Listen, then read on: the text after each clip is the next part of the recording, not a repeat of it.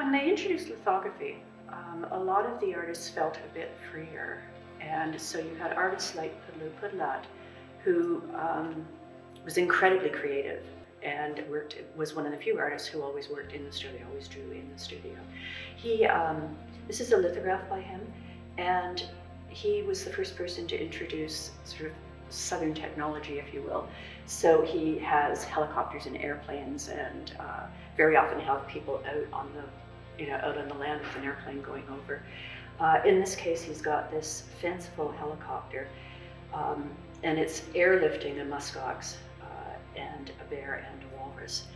And you often see in the Arctic, I've seen it many times, where they'll have something huge that a helicopter is moving and putting down, so it's based on that. And it's, at this point, it wasn't as complex as it would become later in terms of the lithography, but it really did, I think, allow for a little bit more freedom, which then would translate back into the drawings. And lithography just kept getting stronger and stronger. After an initial kind of slow start, for instance, Kanoyuak wouldn't touch it for the first couple of years. She didn't want to have anything to do with it. But again, you have some artists who want this freedom and do it themselves, some artists who don't.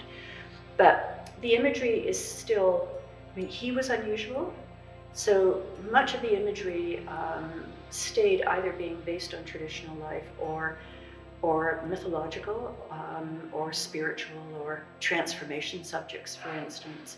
So, but like Parr in the 60s, Pudlow's work was always very different. He was actually the first person that the National Gallery ever did a catalogued exhibition for, was Pudlow, retrospective.